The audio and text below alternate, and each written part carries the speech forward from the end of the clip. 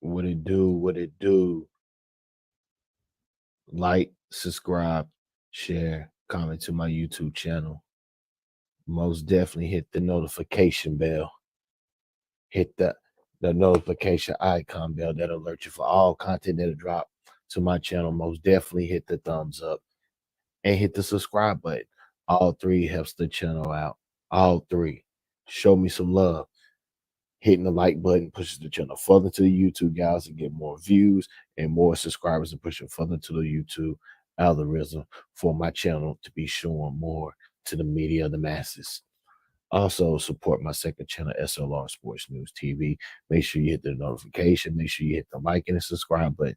All three helps the channel out. Tap in. Shout out to my subscribers. Shout out to my future subscribers. You see what it is. We in the building. In Bryce Young, we trust. Playoffs or bust. What we about? What we about? That's what I'm standing on. I ain't standing on nothing else. That's what I'm about. Playoffs or bust. I ain't trying to hear nothing else. Not really trying to deprive the season or depress the season. I'm not trying to bring in 2023 energy in 2024 season. Nah. I don't dwell in the past. We throw that and move forward. And that's what we're doing. Fresh start, new faces, new coach, new ideas, new philosophy. Let's go. You understand what I'm saying? In Bryce Young, we trust. This the NFL. You know what it stands for? Not for long. That includes general managers, front office, That includes head coaches, that includes players. The only one that will withstand the ends of times, unless they get booted out, is the owners. So at the end of the day, that's what it is. You can do all the you can break the film down multiple times, multiple ways. You can sit there and put 4 to 6 hours of just watching film, uh, putting hours in watching OTAs. For what? For what? For what? You got to get it done on the field. No matter what our opinion says as media, we're not on the field. We're not playing the game. We're talking about the game. We're breaking it down. We're breaking it down in our philosophies, in our vision, in our eyes, what we see,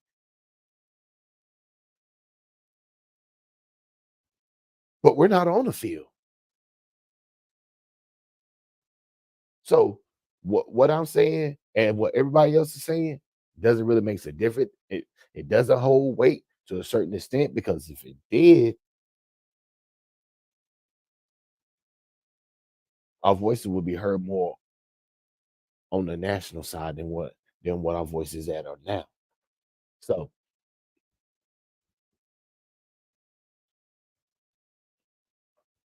I said before and I say it again. Don't hold too much on OTAs and all this and that right now. Listen, I'm not holding too much in training camp. You understand what I'm saying? The end of the day is the proof is on the pudding when you get on the field and play. Wins and losses. There's no wins or losses in OTA that the NFL count. There is no wins and losses in training camp that the NFL count. Now, don't get me wrong, there are wins and losses in OTAs and training camp because guys are fighting for rosters.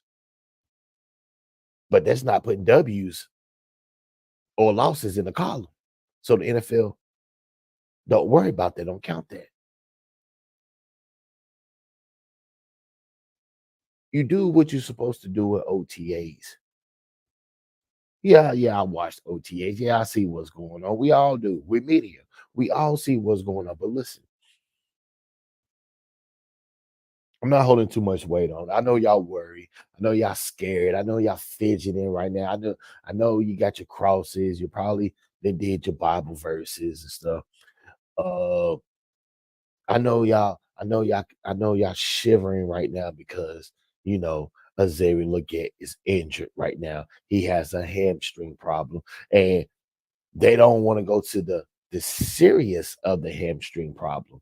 But let me tell you something about the hammy, and you're getting it early in the season. And if you really watch Xavier Leggett since he put the Carolina Panther helmet on and actually stepped out and did reps and got visual film on him, showing what he was doing in OTAs, they wasn't the the college coaching at South Carolina in the wide receiver position wasn't that good. You can tell, you can watch Xavier Leggett at OTAs, how he was running, how he was getting out his breaks.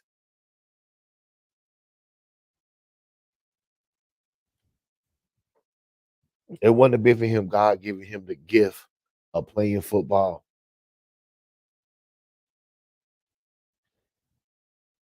He wouldn't even been drafted in the first round, let alone even being drafted, period, because all his fundamentals are no good.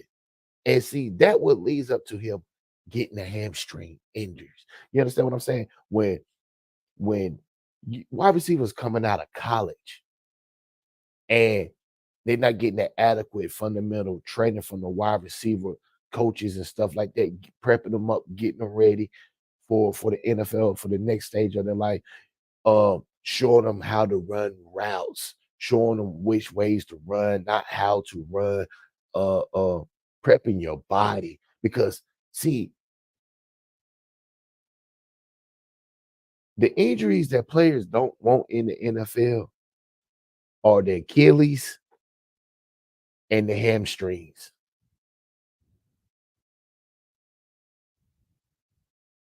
Them the main injuries. Now the PCLs, the MCLs, and ACLs.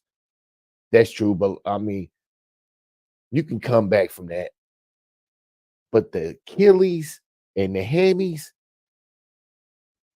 that's a different story. That's a very tricky situation. And if you watch Xavier Leggett, watch how he runs out his breaks and everything.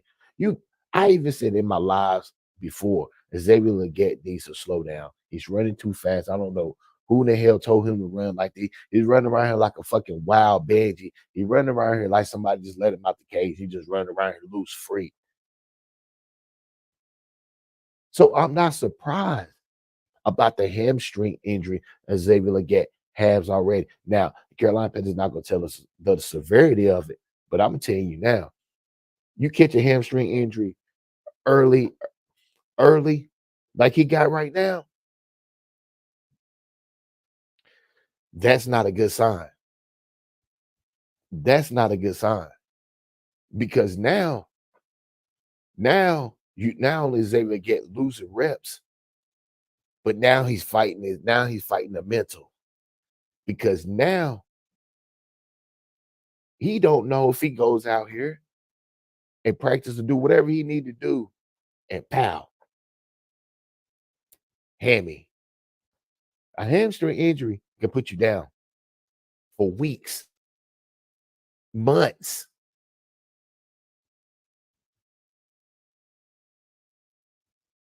And him getting it early right now is not good for him because not only he gonna lose valuable time, but the reps,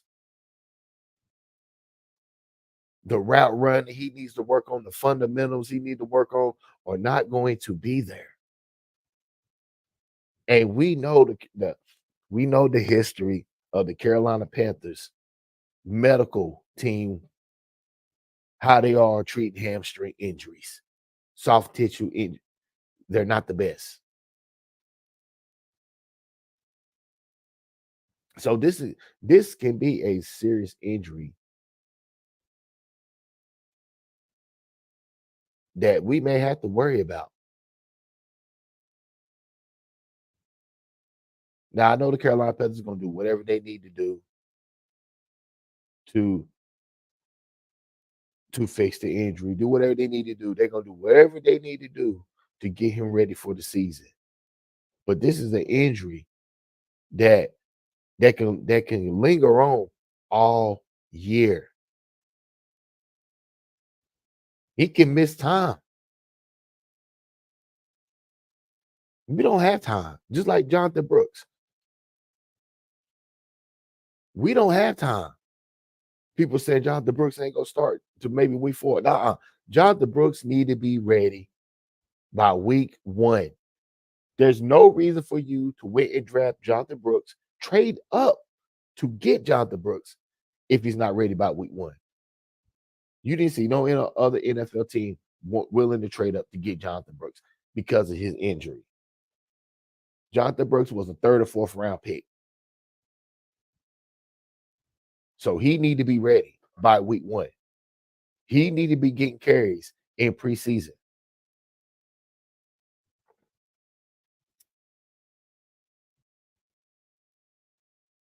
I am expecting the 2004 NFL draft team that we drafted to be major players and get reps early and often.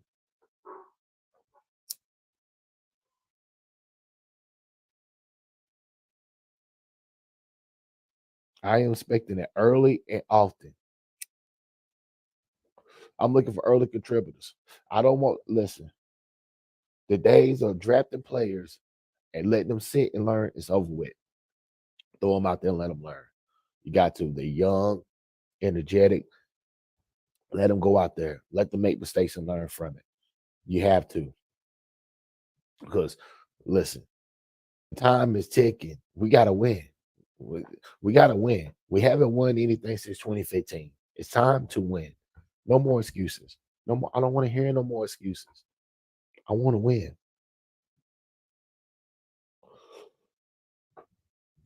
Get what you need to get done because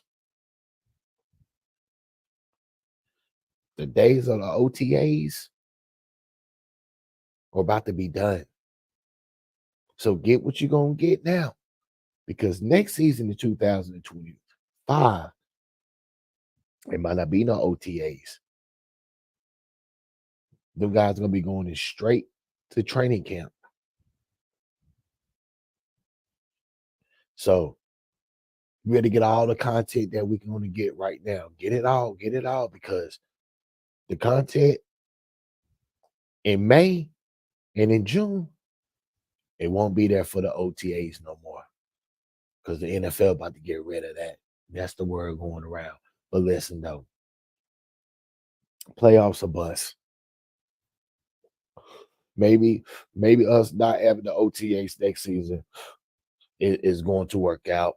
You don't really have to worry about the hammies problems and stuff like that. Doing all this in the summer heat. Yeah, it may hurt rookies and second year players. Uh, the head coach is not gonna like it because they can't keep tabs on players. They're not gonna be able to see players to probably maybe like July. So yeah, like a lot of things going on. They ain't gonna be able to see what type of shape they are, all types of stuff. So, this ain't what the owner, this ain't what the coaches want. This is what the players want. The players want this because Roger Goodell, I think in 2026, he wants an 18 game.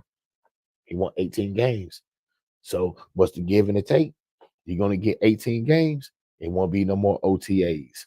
So OTAs are about to be done. So this is very important. For this not only that now we know that OTAs are probably going to be no more next season because they're gonna vote on it after the season is over with. It's probably gonna get passed. No OTAs. This is very important for Bryce Young. Critical. I told now this only it heightens importance this season now for Bryce Young, but it also it heightens the season now for Dave Canales because now Dave Canales is now like well shit. I'm going in my second year and I'm not even gonna be able to even see my players until July. How I'm gonna be able to implement the offense to the rookies and all of this and that, uh, get them in shape and see what's going on. None of that. That's about to be over and done with Dave Canales. I don't know what you're gonna do. It's gonna make it harder on the coaches now, more than ever, to get hands on with the players. They might not even see their players. They might not even get to see their players until they'll see their players. Someone when they get drafted, the draftees. But the whole core of the players, the group, they ain't gonna get to see them to probably training camp. So that's gonna be hard. That's gonna be tough. That's gonna be tough on the coaches. I know the coaches don't like. I know the NFL coaches don't like this, especially the coaches that get hired already and they gonna be in their first and their second year of their NFL coaching. Tough. You ain't gonna be able to get a hold of the vets. I don't know what they gonna do. So this season is big for Bryce Young. This season is big for Dave Canales. All Carolina Panthers and Carolina Panther Nation, Carolina Panther podcasters, we should be voicing about playoffs. Stop putting Bryce down. Stop putting him down. He know what he needs to do. You ain't got to put him down. The man knows what he need to do. It's put up or shut up. He know the pressure on him. The Carolina Panther organizations don't make moves like they're doing if they're not trying to put pressure on the quarterback. The NFL stands not for long. You don't get the luxury of playing through your whole contract if you're not productive. I don't give a damn who you are. I don't care if you was a first round pick. If you are not productive in your position, somebody you got to be removed. That's the bottom line to it. That's the bottom line to it. If Bryce Young is the CEO of the company and if the company is not making no money, still in the red, CEO got to be removed. He know that. There's no way that Bryce Young thinking that he can go through the duration of his rookie contract. Then all of a sudden he pops in his last year of his rookie contract, and then all of a sudden you think he deserves to be top dollars. Nah, that don't work like that. That don't work like that. No, no, I'm not gonna stand for it. The Nation ain't gonna stand for it. The Carolina the podcasters are not gonna stand for it. We want winning. We want winning. We want to bring our families to the games. We want to celebrate winning. We want to do our podcasts, our live contests, our shows at the stadiums. I want winning, and I demand it.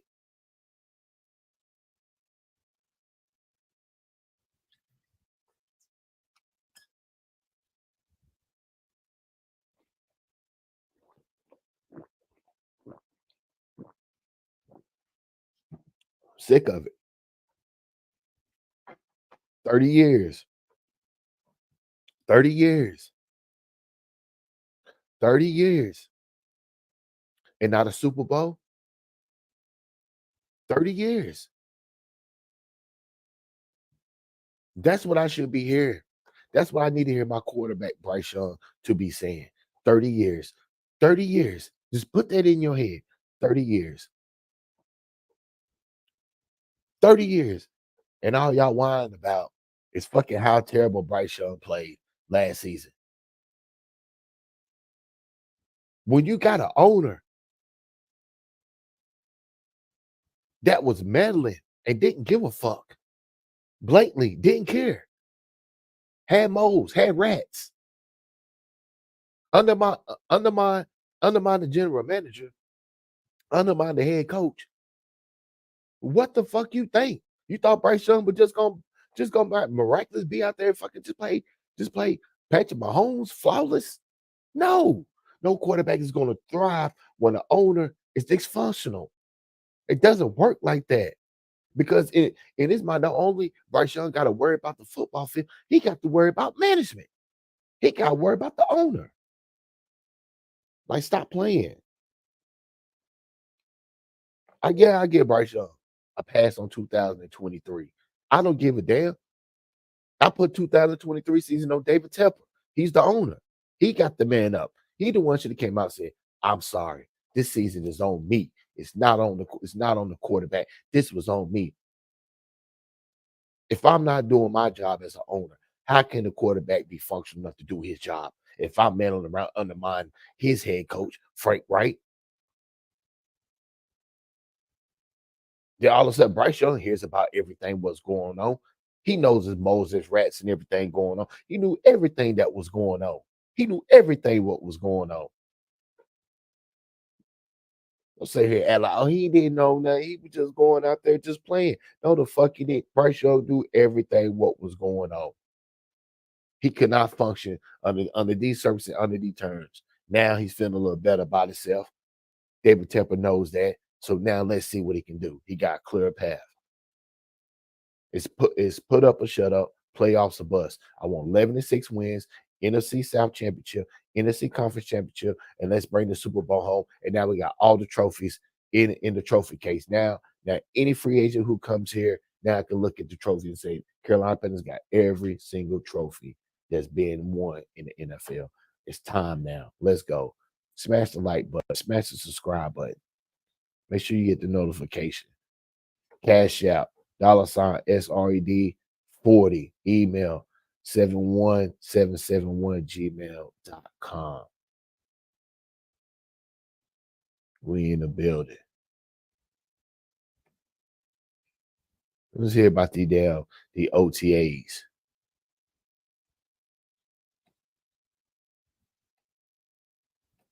NFL Insider. And just Adam, when you think you're about to hit that lull period where there's not going to be as much news in the NFL until training camp, a pretty significant piece of news story potentially that came out today, and we'll start there. Good to see you. Hope the weekend was good. OTAs to be gone. Tell us about this story that came out about off-season training program. All right, so Mike, this is an interesting story. So I could go back to the 2011 CBA, and I'm going to set the story up because this will give you the context. So the player side one of the things that they wanted was less practice time. They didn't want to be in the building as much. And when they were in the building the off season, February, March, and April working out, they didn't want to have to talk about football and do things that other than like weightlifting. Like that's all they want to do. They didn't want to be bothered with football stuff. And coaches, of course, didn't want that. They want to be able to have access to the players when they wanted it. But that was one of the things that the players wanted in that CBA in 2011. And the owners were happy to do that because it didn't require any money. Coaches hated it. They still do, for the most part. They want access to the players. But the bottom line is the NFLPA, according to the NFL Network, and I could give you a little bit more context on this, their proposal, and it's getting finalized, is to basically eliminate the May OTAs, which is what we're in now.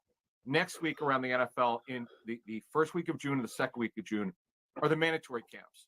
That's when the players must show up. The OTAs in May are voluntary. You don't have to show up. You cannot be fined. If you don't want to come, you don't have to come. Now, talking to coaches over the years, Mike, OTAs are important for rookies and second-year players. After that, veterans, it doesn't really matter. Their jobs aren't in jeopardy. They don't get much out of it. With the one caveat, if you have a new offense or new defense, if you have a new scheme coming in, it's good to get acclimated with it, but you'll get that in the mandatory camp and in training camp. So the NFLPA's thinking going forward here would be this, and it could start as early as next year, obviously not this year, but next year, if the owners would approve it, they'd agree to it, is that no workouts in May, no workouts in April.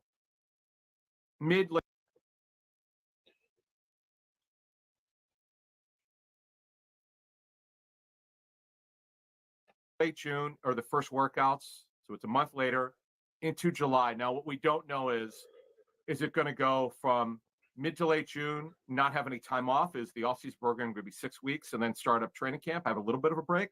We don't know what the time period would be for a break, but the bottom line is May OTAs will go if the owners would agree to it. And I know coaches don't like it. I've talked to so many coaches about this over the years, about losing practices, but see, see, the head coaches ain't gonna like it. I knew it. But 18 games, it is what it is. If it doesn't work, then you know they can always go back and fix it. But owners, as long as it doesn't cost them money, they don't care. Now, they may take some input from coaches or the head coach specifically and the general manager, but in the end, it's going to be the owner's decision whether they're going to agree or not with the NFLPA. And I've already seen, Adam, people suggest today that this is the first thing the players are kind of wanting in potentially down the road in exchange for that 18-game regular season that Roger Goodell has already floated around. That this is like the first thing that the players are like, we want this changed as the first like small give back as to down the road going to 18 regular season games. All right, Mike, the latter, you just mentioned givebacks. That was part of the 11 CBA. This is, by the way, and I mentioned this a couple of minutes ago, this is important. The owners are like, fine, the players don't want to be there as much. That's fine. It doesn't cost us any money. We'll take that back. No problem. We'll give you that. So fast forwarding to now, to potentially 2025, sure. Roger Goodell's made it clear. 18 games and 2 preseason games. Well, now we have 17 games and 3 preseason games. We used to have 4. Back when I started covering the league, it was 5. Back in the 70s, it was 6. So, yeah, they're happy to shrink that. But and remember, Mike, the NFLPA said no way will they agree to a 17-game season. Over a series of months and years, they agreed to it. So someday we're going to get an 18-game season. It's inevitable. It's going to happen. But you nailed it on the give back. That's going to be part of it. The owners, and that's what I was talking about. The owners are going to ask, okay, you don't want to be there? You don't want to be there as much, guys? Okay. But what are you giving us back? That's what a give back is called. You know, and I can already see you talk about the coaches not being happy with something like this. You're talking about if this goes through, in which it sounds like it's when these things start happening, Adam, they're going to go through. And like you say, I mean, this is going to happen. It's going to get approved. I mean, I could see coaches being like, I could potentially now not see my guys from January all the way to June. I mean, like at least like when you have like these April and May and you pop in, you see what kind of shape a guy's in. You could see you potentially talking not having guys or seeing them for 5 or 6 months, 4 to 6 months. That seems like a lot, Adam. Right. And again, nothing in the offseason is mandatory. A lot of players choose not to show up. The veterans choose not to show up to the mandatory camp, so they have to, and they'll work out there. Then they'll be off for the summer until late July. So you're right. The clubs won't know if the player doesn't show up. Now, the one thing which we should mention before we move on here is that players in their contracts have off-season workout bonuses. If they want to earn them, they have to show up there for most. It's not usually 100%. It's usually 90%, 80% of the off-season practices. Some are mandated, all of them, but it's rare to have all of the off-season practices to earn $750,000, $1 million, $1.5 million, something like that. But the bottom line is, it's a factor. I get it. This is the off-season. A lot doesn't go on, but this is a big deal. Coaches, and the other thing for coaches is when they're a new staff, and you just mentioned this, if they don't get these guys in front of them, they don't know them. They don't know them, and they can't.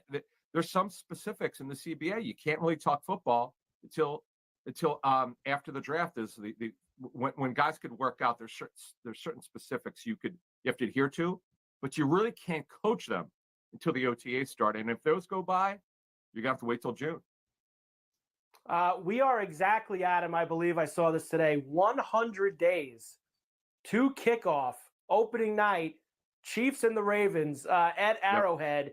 And we, of course, have some lines for week number 1. I like that. We get into double digits now. We're out of the triple digits starting tomorrow, 99 days. We're almost there. Yeah, this is the first time on Coast to Coast that we've talked about them. And what I said to Scott was, let's look at the best games, and that's what we're going to do here. So, look, the Ravens-Chiefs, it's, of course, the Super Bowl winner hosts. Now, last year, they lost that game because Kelsey didn't play, Chris Jones didn't play. The Lions give them credit. They were able to win on the road. It's still tough to win in Arrowhead, but the Chiefs are 2.5 and 46.5. And one thing that I've noticed in these opening lines is the totals are high. Mike, I'm sure you know this from talking to coaches over the years. More often than not, they'll tell you, man, defenses are ahead of the offenses. The Ravens now with Derrick Henry, they're going to be super run-based. Like if you thought they were before, now you stick Derrick Henry in there. I'm a little bit surprised at 46.5 is the total. 2.5 makes sense to me. I think it's a fairly even game. Ravens are right there. They're one of the elite teams in the National Football League. You're absolutely right. That was one of the totals that did jump out to me because sometimes we do. And here's the other one, that Packer-Eagle game. These international games in general, Adam, are usually played at a much slower pace, I feel like. You watch these London games the last few years, there's not a lot of overs. The Germany games, I don't see it being any different because they're going south instead of going east. I mean, I think it's going to be the same deal. Yeah, in Brazil, and I know this is a home game technically for the Eagles. That's the Friday night game, which is fascinating to me. That game opened. Now, remember these games, specifically the Eagles-Packers game. What that game was announced before the full schedule came out. So that line, depending on which book you look at, it was as high as 4. The Eagles were a favorite. Now it's down to 1.5. The Packers, to me, are the public team. Last year was the Lions. We saw what happened with that. That one was right. The Packers are a public team to me.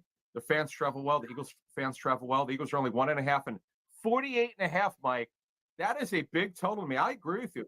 That seems under to me.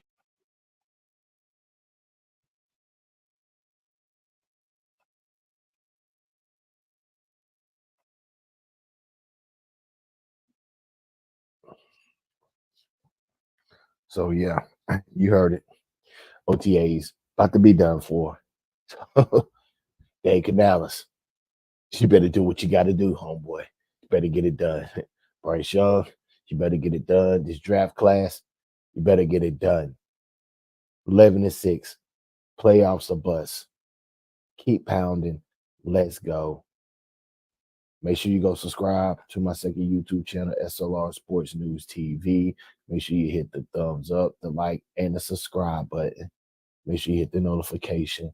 And you most definitely support S.L.R Media TV, Carolina Panther Nation, Carolina Panther Podcasters, all the fans around the world. Let's go. Keep pounding.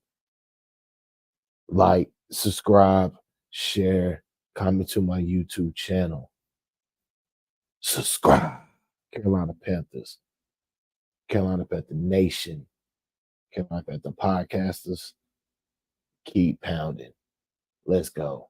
Playoffs are bust. Let's go get the Super Bowl.